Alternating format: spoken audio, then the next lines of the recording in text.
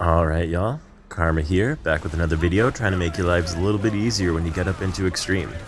Today we're going to be talking about the gears, both the Frost gear and the Hades gear, as they're very largely similar when it comes to their movesets and how you're going to handle them.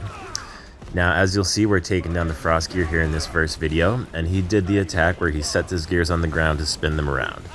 Now, this attack animation is ideal for your first phase, as it gives you the longest window of opportunity to get multiple petrifications down and really phase this dude into oblivion. So you'll notice that we did 3 health bars in the time of his first attack. Makes that super easy. And this one right here, he's doing his second option for attacks that he has to start with, which is a little bit trickier to get the multiple health bars done on. You just don't have as much time to petrify here.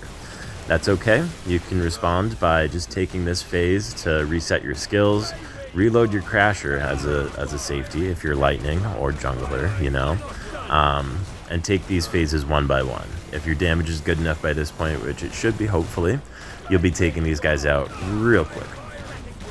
Now, it is possible to 3-phase from that forward-facing attack as well. It's not necessarily easy, but if you've got good timing and you're lucky with the aggro, it can be done. You just want to make sure that after you get him, after his prep phase here, you know, that little section there where he spins a little bit before the attack animation. Now, you'll notice here on this second petrify, I get him when he's still in the middle of his attack. He hasn't fallen down from his animation yet, and that's important. That's the timing that you need to give you that window where you can get him at the end there. Now, if you notice, I didn't even bother trying to hit him in that small window with my sniper shot. I just dashed him. My lightnings are doing great damage. I don't need to worry about getting him with this extended petrification duration because they won't need that time. So I take the quick dash, petrify him, move on. It's a good tip if you're worried about your cooldowns. Now, the flame gear is exactly the same when he does his rotational attack on the floor here.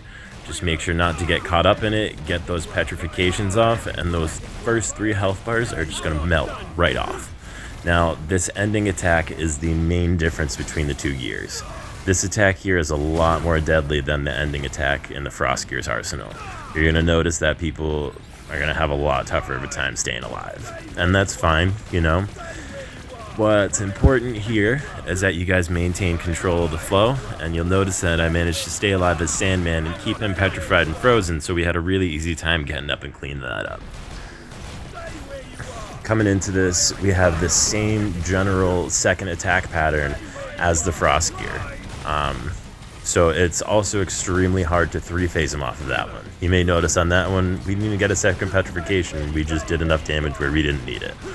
However, you'll notice when he falls down here, you've got plenty of time to hit that petrify. He's back up again, and you already know that he's going to be petrified again within those time windows because they're so big.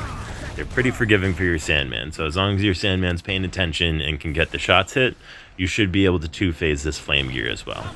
You'll notice here on this one, we're going to have the same thing happen. And we're just going to go for that 2-phase. It's going to be a quick, easy couple shots for Sandman, and that's all you really need to make sure that your lightnings have enough time to put the damage in that they need. Now, at the end of the day, what this all really boils down to is timing. As I mentioned in the first video, we're running this with team comps that we use for speed running. Those are comps that we know we can generally clear this with quickly and efficiently on a consistent basis. As of right now, our top comp is Sandman Lightning. So that's what you're seeing in these videos. Now, we are playing around with other characters. We'll be doing videos that are not speedrun related. But for right now, for the people that have been asking, you know, how do you get past these bosses so fast? How are your clear times that high? Or that low, I should say.